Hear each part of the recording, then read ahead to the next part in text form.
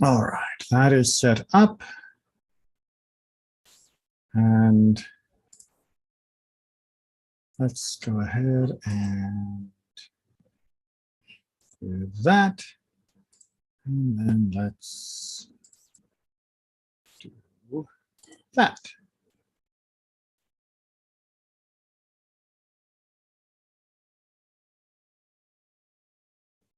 And hopefully that will put everything, oops, come on. There. Hopefully that will put everything on the screen the way it's supposed to.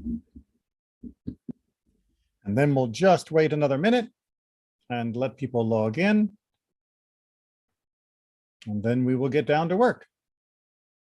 I hope everybody is having a very nice Thursday, getting everything done they need for the week, getting ready to prepare for Shabbat tomorrow, and then we'll have a wonderful Shabbat.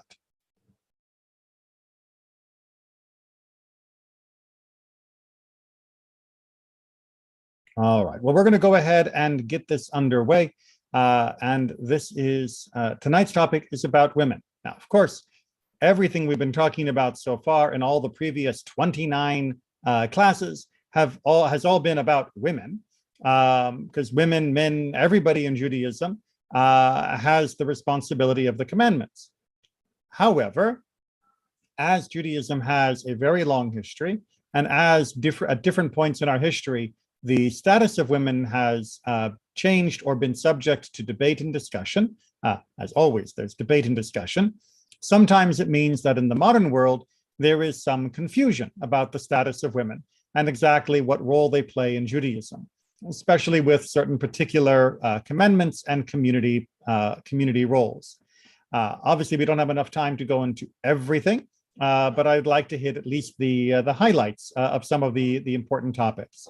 I do also ask that if you are coming from another faith tradition, or perhaps from no faith at all, and you come to Judaism with a preconceived notion of how religion treats women, whether it be because you come from a group that treats women very differently than men, whether it is because you have heard that religion often treats women differently than men, I just want you to set that aside. Yes, we are going to see that at different times in our history, there have been differences, but the differences that is found within Judaism are not built into a discriminatory system. They are a reflection of the social settings throughout our history, and they are important to unpack on their own terms rather than as feeding a particular narrative, either one of some religions that do treat women badly as somehow this is continuing, or of people who think that all religion treats women badly, that this is also the case. Judaism has a very long history, which means there is something for everybody to love and something for everybody to get angry about. But let's avoid the anger and let's avoid the fawning and actually take a look at things legitimately in their own terms, which is going to lead to sort of a general statement on the beginning, which is, what does Judaism actually believe about equality? And well, this is going to be a little bit difficult for many people, because you see, egalitarianism, the idea that there should be equality between men and women, is an inspiration, but it doesn't actually answer questions of halakha, of Jewish law. You can't simply say there should be egalitarianism, wave a magic wand, and thus all the questions that ever might arise about men and women or anyone else within the community are instantly answered. In fact, just saying the word over and over again like a mantra is very counterproductive to reaching a solution that will actually be in keeping with Judaism, while still enabling men, women, and everyone else to engage in Judaism fully. So let's put down the placards and do the work of figuring out how egalitarianism, or indeed anybody, works within Jewish law in many different sections. And that means we will be looking at each section on its own merits, and we will be trying to answer questions about a woman's participation in all of those places. Now, egalitarianism as a value may encourage us to weigh one interpretation more than another, but it cannot create precedent where there isn't a precedent. However, as you're going to see, thankfully, in all of the different sections that Judaism considers to be an important point, there is a great deal of precedent and custom for allowing and indeed encouraging women to be full partners in Jewish life. But that means we need to do the work. And we're going to look at 5 different areas: prayer or leadership, minyan, Torah reading, being a witness, and ordination. Now, we're not going to get to all of those in as much detail as I'd like. Some of those will have to be sort of put together, but in all of those places, I'll just say a spoiler alert at the beginning, in all of those different sections within the conservative movement of 2022, women have equal rights and, very importantly, equal responsibilities. They don't get to pick and choose any more than a man gets to pick and choose their commandments. They are considered to be bound to all of them. But let's go through and do the work on those different points. So in order to understand why there would be a question at all, in particular with regards to prayer, which is important for leading the congregation in prayer, we have to understand how Judaism first understands the notion of discharging an obligation on behalf of another, which rests upon sharing that obligation. Which is to say, if I'm going to lead a service and thus help people who can't do it by themselves to fulfill their obligation of that service, I have to share in that obligation. That is a sort of built-in assumption of Judaism, an axiom, if you will, that you need to share an obligation to fulfill an obligation on behalf of another. Now, to fulfill that obligation, that means you actually need the obligation in the first place. And as we can see here from the Mishnah, a deaf mute, a lunatic, and a minor cannot perform a religious duty on behalf of a congregation. This is the principle. One who is not under obligation to perform a religious duty cannot perform it on behalf of a congregation. Take the example of a minor, which is the easiest one to work with, remembering that the deaf, mute, and lunatic are the terminology used by the Mishnah for people who lack mental capability. And as I've said in many other classes, there's a long and very legitimate reason for those categories. But let's talk about a child. A 5-year-old is not considered obligated to the commandments. Indeed, they have to wait until they become bar or bat mitzvah age to then become responsible for those commandments. That doesn't mean that they shouldn't be learning how to perform them, but it does mean that if, for example, you're walking along the street and a 5-year-old reaches down, grabs a bug and shoves it in their mouth, they have not committed the same type of transgression as a 25-year-old walking down the street, grabbing a bug and shoving it in their mouth. Presuming it's not a kosher form of locust, they have eaten something that is forbidden. A 5-year-old should be taught not to eat such things. A 25-year-old would have to then do a vidui. They would have to confess what they had done. They would need to do tshuva, to feel the regret, and to seek forgiveness from God for what they had done. A 5-year-old does not have to do that because their action has not had a legal significance. They are not of mature age. When it comes to prayer, a 5-year-old again should be taught how to pray, but a 5-year-old is not yet under obligation to pray, not being of the age of maturity. That means we could not put a 5-year-old on the bima to lead services, no matter how beautiful their voice was, no matter how smooth their praying was. They could not lead the congregation because they do not have that shared obligation. Now, you may notice from this list that women are not mentioned. That's going to be important. One of the main reasons why women are not mentioned is because the rabbis understood that a woman sits in a different category with regards to her obligation than a deaf, mute, a lunatic, or a minor. That women are sometimes obligated for some mitzvot and other times not obligated for different mitzvot. Now, that's very important to keep that distinction in mind. We are talking about obligation, not permission.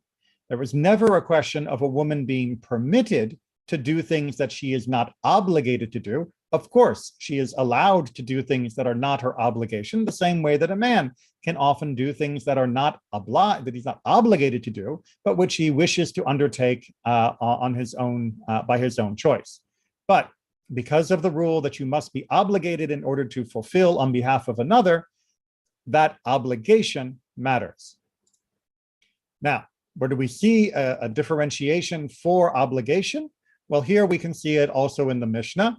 Women, slaves, and minors are exempt from the recitation of the Shema and from the obligation of wearing tefillin, but are obligated to recite the prayer, that is to say, the Amidah, and to have a mezuzah, and to recite grace after meals, what we call Birkat Hamazon.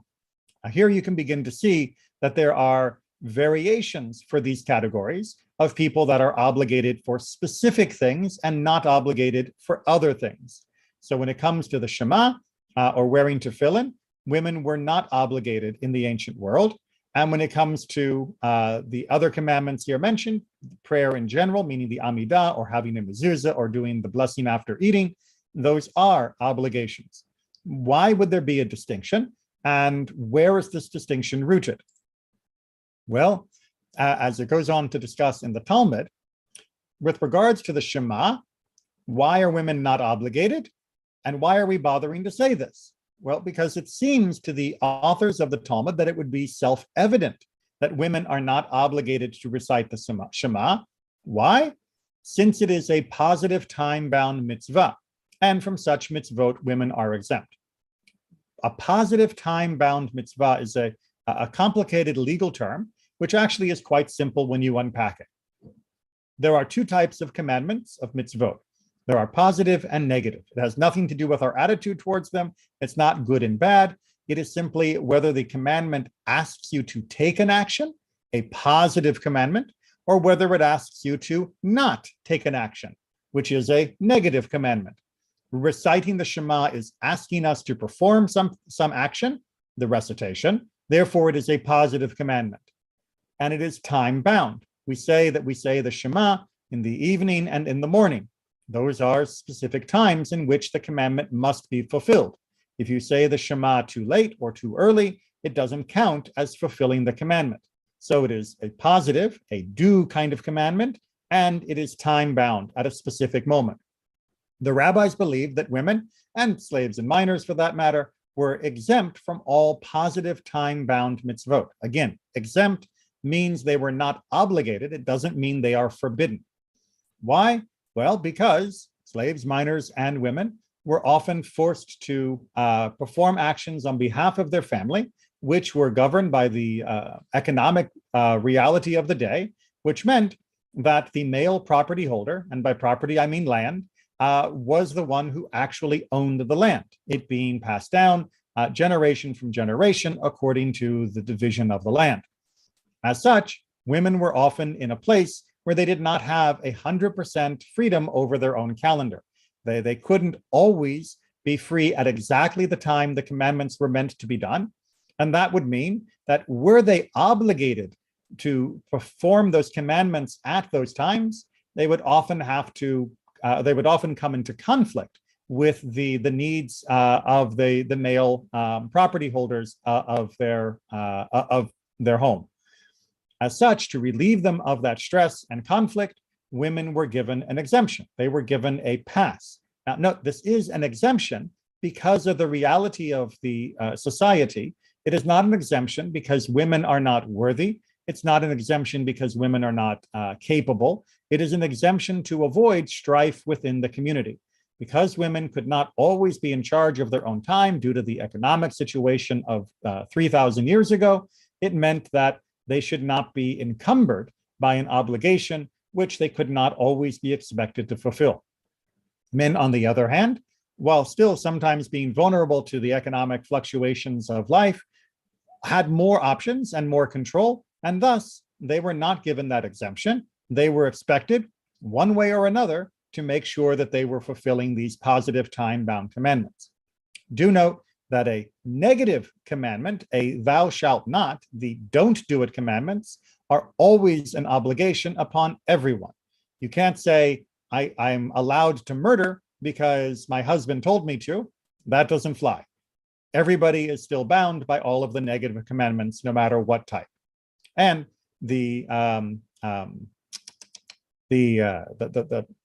that's what I needed to say. Sorry, confused myself there for a little bit, but it's okay. Too many examples popping around in my head. Now, why then did the Mishnah need to tell us the Shema in particular? Because If it is a positive time-bound commitment, therefore, there's no reason for me to spell it out. Well, what might you have said if the Mishnah hadn't mentioned it explicitly? Since the recitation of the Shema is the act of accepting the dominion of heaven, they might be obligated to recite the Shema. You might think that this is such an important, critical, crucial action within Jewish life that even though it is a positive time-bound commandment, women too would be obligated. So we are informed that this is not the case, that they are exempt. Now, from this, we can already learn something very, very important, which is that women are exempt from a positive time-bound commandment is a bit of a rule of thumb, but it is not an ironclad law. There are going to be moments where women are expected, indeed obligated, to fulfill positive time-bound commandments. There are times when other considerations override this particular exemption. This is a rule of thumb. This is sort of a general pattern, again, from the reality of the economy and society from 2,000 and 3,000 years ago. But even then, there were times where women were obligated, despite something being a positive time-bound commandment. Now, turning to the second half, but they are obligated to recite the prayer, the Amidah. Why is that? Because the prayer involves asking for God's mercy. What might you have thought? Since it is written in connection with prayer evening and morning and at noonday, taken from the Psalms, the matter at hand is a positive time-bound mitzvah. So we are informed that that is not the case. There are reasons why you might think the Amidah is a positive time-bound commandment, because after all, it is performed in the morning, in the afternoon, and in the evening, paralleling what's talked about here in Psalm 55. But despite the feeling that this is a positive time-bound commandment, the rabbis did not count it as one that would give an exemption for women. Thus, they are obligated to the Amidah. And again, this is just highlighting how difficult it can be for us from the outside to guess which positive time-bound-ish commandments are exempted or obligated for women, which is why we rely upon our tradition and the precedent that is set. Any questions so far? Just make sure that I've got my YouTube list to see any questions from there. Okay. So let's talk about tefillah. That is to say, prayer in and of itself, what we often encapsulated in the Amidah. Well, we know in general, this is taken from Mishnah Torah, written by Rambam, to pray daily is a positive commandment. As it says, you shall serve the Lord your God, Exodus 23. Now, according to tradition, the service that is here referred to is prayer, as it says, and serving him with all your heart. We know that from Deuteronomy 11, on which the sages commented, what may be described as the service of the heart? The number of prayers, prayer, right? So we are asked to serve God. We are asked to serve God with all of our heart. What is service with the heart? Prayer. Therefore, Exodus 23 is talking about an obligation to pray. But you will note, as Rambam points out, the number of prayers is not prescribed in the Torah. No form of prayer is prescribed in the Torah, nor does the Torah prescribe a fixed time for prayer. So in all of these elements that we are now used to, we can recognize that the Torah itself does not spell it out. Over the centuries, as I've talked about in other classes, we developed certain specific forms, numbers, and timing for different prayers as a very important aid for guiding our spiritual life. But the Torah itself does not have a firm obligation in those details, only a general obligation for prayer. Hence, Rambam continues, women and slaves are under an obligation to pray, since this is not a time-bound positive mitzvah. Again, the Torah itself does not make it a time-bound obligation.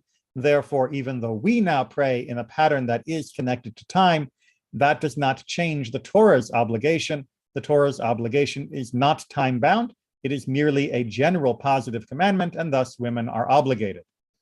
The obligation in this precept is that each person should daily, according to his ability, offer up supplication and prayer, first uttering praises of God, then with humble supplication and petition, ask for all that he needs.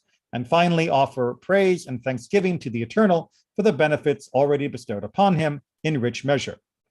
Now, those of you who are familiar with the traditional form of our prayers in the Siddur, in the prayer book, will recognize that that pattern of supplication, petition, and thanksgiving is found in the prayers that we have written out.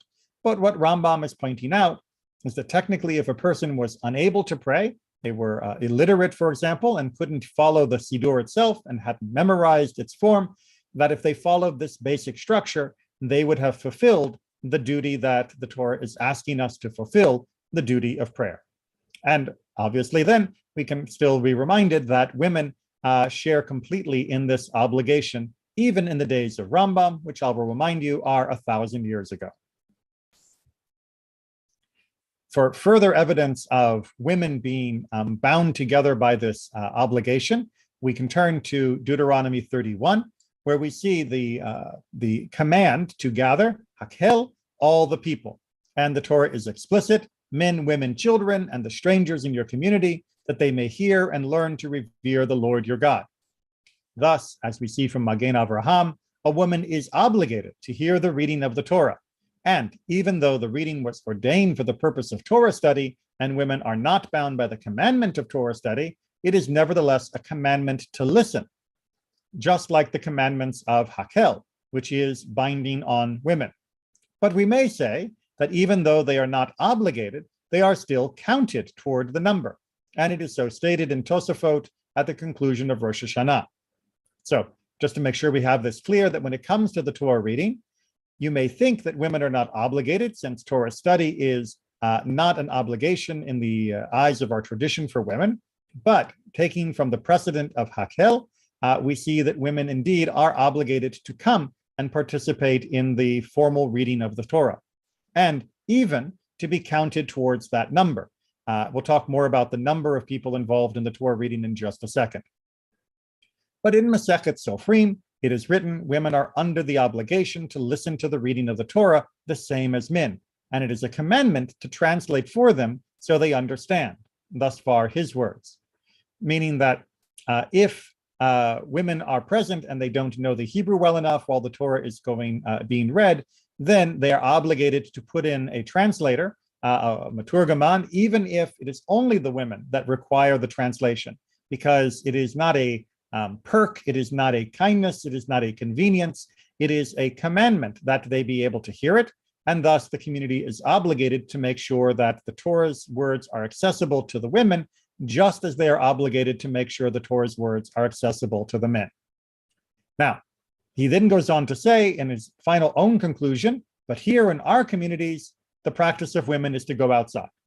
So we can see that even though there is this a general universal understanding that women are obligated to hear the Torah, even though they can even be counted within the number of the Torah reading, custom in some communities did turn to having women not be present during that time, that they might stay home, they might go outside of the synagogue, they may not participate, and the community did not force them to participate the same way that it would lean on the men of the community to be present. This is one of the ways in which custom and culture have often influenced or indeed overridden the actual commandments and shifted what might be our perception of who was expected to do what. Here we can see explicitly women there was the same expectation for women to be present for the reading as for men, but the custom and culture became such that that expectation was not transmitted equally. That means that the culture that came later would have looked at women being present as being optional, but the actual commandment is that women must be. And again, that is how we can sometimes come to confusion of what is not only commanded, but even what is allowed, as many people will eventually take the custom and culture of their community as being the only way that something should be done. And if women were not present, they will assume that they shouldn't be present, rather than it merely reflecting the evolution of their culture and their customs, which in some measure are going against the actual commandment. Questions or comments? Another issue that is often brought up, erroneously, but is still brought up, so it must be answered, is questions of purity. Unlike men who have irregular moments where their body can render them ritually impure, women, from the time they enter menses until they leave it, will have a very regular and almost predictable time when they will become ritually impure.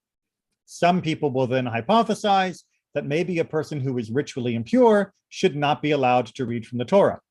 However, as we can see from all of these sources, and these are the big ones at the bottom, a Sefer Torah itself cannot become impure, and even people who are considered ritually impure may read from it. Yes, there are other limitations that come because of ritual impurity, but reading from the Torah is not one of those limitations. So therefore, a man or a woman who are ritually impure are allowed to come and read from the Torah, and there is no concern for the Torah's purity. However, others will argue that there is an issue with regards to tzniut. Tzniut is usually translated as modesty in English. It's not a great translation because modesty is a bit of a slippery concept in English, but I will use that roughly interchangeably with the Hebrew tzniut as we go through.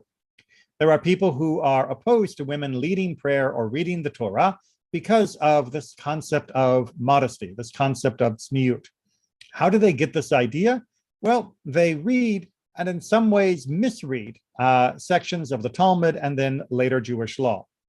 Said Rabbi Isaac, an exposed handbreadth of flesh in the case of a woman is regarded as a matter of sexuality, meaning that if you are not supposed to be gazing upon sexual organs while engaged in prayer, indeed a man should not be reciting his prayer while naked, in the privacy of his own home even, then what about other people who might be nearby? And Rabbi Isaac is saying that even a handbreadth, that width of skin, can be considered as a exposure of sexuality. But we need to read more than one sentence to understand what he is talking about. In what case? If I say that this applies to staring, meaning when we are looking at the space, when we are leering at it, when we are ogling it, Rav Sheshet taught, why did scripture list ornaments worn outside clothing along with those worn inside? It was to tell you that whoever looks even at the little finger of a woman is as if he stared at her sexual parts. So rather, the rule relates to one's own wife, and it pertains to the recitation of the Shema. So what Rav Sheshet is bringing here, or rather the quote of Rav Sheshet is bringing, is that if you are going to stare at a woman sexually, then it doesn't matter how much is being exposed, that you are not in the proper frame of mind for engaging in your prayer. Now note, that is on you, not on her. There is no burqa policy in Judaism. Women are not expected to drape themselves in an entire curtain to prevent you from thinking about her. Instead, this means don't look at women and objectify them. And if that is where your mind is going, step back, take a pause, break before you try to actually daven, because your brain is not in the right place. So instead, this handbreadth is talking about the possible overstimulation that would come from praying in the presence of your wife while trying to recite the Shema. That the exposed skin of your wife would still stimulate you, and even if you were not staring, it could still be distracting. One hopes that you have a relationship with your beloved that you could be easily disturbed, because there should be a good, passionate relationship. And this is pointing out that there should be some caution to make sure that you can have the proper focus, kavanah, even in the presence of the woman you love. Said Rav Chisda, to continue on this theme, a woman's leg is a matter of sexuality. As it is said, uncover the leg, pass through the rivers, and thereafter your nakedness shall be uncovered. Yes, your shame shall be seen. Said Samuel, a woman's voice is a matter of sexuality. As it is said, for your voice is sweet and your face pretty. And Rav Sheshet also added, a woman's hair is a matter of sexuality. As it is said, your hair is as a flock of goats. This is a general list trying to point out that we shouldn't just say that a woman should cover up. We should recognize that whether it be hair, a voice, or a leg, that all of a person can be sexualized based upon the intent of the viewer, that the hungry gaze can unfortunately degrade the quality of that interpersonal relationship and turn it from being two human beings to be one person who is leering at the other and thinking of them only as a physical object to grant them pleasure. And as such, we do need to be careful. This doesn't mean women shouldn't have legs, hair, or have voices. It means that those who are looking at them need to be very careful to control how they are conceptualizing the actual human being in front of them. As it goes on to say in Eruvin, he who counts out coins into a woman's hand from his own in order to have a chance to stare at her, even if such a one has in his hand Torah and good deeds like Moses, our master, will not escape the judgment of Gehenna. For it is said, hand to hand he shall not escape from evil. What this is saying is that even a completely innocent transaction, such as counting out change to somebody in the marketplace, if you are deliberately counting it out into that person's hand as an opportunity to stare and leer and prolong that exchange, then you are doing something wrong. It's not the woman's fault for being in the marketplace. It is your fault for treating her in that manner. And said Rav Nachman, Manoach, which is the name of Samson's father, was an ignorant man. How do we know this? For it is written, and Manoach went after his wife. But what does that mean? Rav Nachman Bar Yitzchak objected, but what about Elkanah and Elisha, who both follow women, meaning they both listen to the advice of different women and take that advice, and there seems to be no judgment against them. Is the meaning then that he literally went after her? No. What it means was that they followed her views and her counsel, which is okay. So Elisha and Elkanah did not walk behind the various women, staring at their silhouette as they strolled, but when they followed their wives, or rather Elkanah followed his wife and Elisha followed the Shunammite woman, they followed their advice. And that is perfectly fine. Standing behind a woman just so you can ogle, not so much. Standing along with her, listening to her advice respectfully, and then heeding it when it is sound and good, well, that's what we want every spouse to do. Now, there is another consideration in general for a community when it is discussing the role of women, and that is the role of kavod, honor or dignity. Now, this may seem a little different to what you are expecting, but we'll talk about first what is permissible and then what was altered for this topic of honor. Excuse me. All are qualified to be among the 7 who read from the Torah, even a minor and a woman, again, saying it explicitly so there is no misunderstanding. However, a woman is not brought to read for the public. So this is taken from the Tosefta, which is a parallel set of teachings from the generation of the Mishnah. And as you can see, for the 7 people, the 7 aliyot, it is perfectly fine to have a woman come and lead the congregation by reading from that section. However, it leaves us with a bit of a mystery, saying that women are allowed, but they don't. Now, the Talmud expands upon this idea a little bit.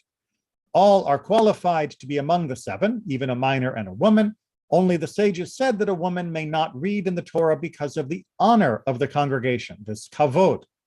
Still haven't described it, and unfortunately, by the time we reach Hilchot Tevilah from Rambam, we still are saying women don't read because of the honor of the congregation, but from these summaries, we don't know exactly what's going on with this concept of honor. Well, we can find from Ritva, from one of the great commentaries on the Talmud, what was the issue at hand. A woman being called to the Torah reflects poorly on the congregation, in the same way as a woman saying the blessing after the meals on behalf of her husband reflects poorly on him. In both instances, it appears that the congregation, which is obligated, which is to say the men in their time period in society, do not know how to perform their obligation. So even though women were absolutely permitted, even though we know from our discussion of Vakel that women were even obligated to hear the Torah, and even though we can see that they have the permission to be part of the 7 readers for the Torah, it was considered embarrassing in communities because of their nature of what was a man and what was a woman to have a woman reading from the Torah, because it seems to imply that there weren't any men who could do the job. As such, the congregation was embarrassed. They were ashamed that the men did not have the skill that these women had. Obviously, in different communities where the congregation, even the men, would not feel any embarrassment by watching a woman read, even if they lacked that skill. But instead, as in our modern day, we feel pride that there are Jewish people who continue to dedicate themselves, their time, their energy to preserving the wisdom of our people and transmitting it. That is a cause of celebration, not a cause for embarrassment. Now we can see that this idea that women might be, it might be embarrassing to have women reading from the Torah is not a hard and fast rule. And there are times when, indeed, women would be allowed to read. This is a bit of a hypothetical, but the point still stands. In a city or town made up entirely of Kohanim, meaning the priests, Kohanim are called for the first 2 aliyot, but women are called thereafter. For if a man, one of the Kohanim, is called for one of the later aliyot, which are normally given to non-Kohanim, his status as a Kohen might be impugned. It seems almost insulting, or indeed even calling his lineage into question, and thus it's better to avoid those arguments and to have women read it instead. Thus, we are not damaging the reputation of any of the Kohanim. So again, protecting the honor of the community can come in many different forms, depending upon the actual composition of that community. So, after writing that when blessings were recited only by the first and last persons called, women and minors could not be called for those 2 aliyot, Ran, one of the great Talmud commentators, went on to say, but now, when rabbis have ordained that all of them make blessings, a woman and a minor may be called, even for the first and last aliyot. And since they read, they certainly make the blessing. So even from as far back as Ran, we know that women were permitted to do this. By custom and culture, as we saw from Magen Avraham earlier, women were often not allowed or encouraged to do these things, but we can see that the tradition gives us ample precedent and instruction that there is, in fact, every reason to allow, accept, and in our day, encourage women to participate. Before we get into less of the halakha, less of the laws, and more of the general attitude and relationship between women and men, particularly in marriage, are there any questions? All right.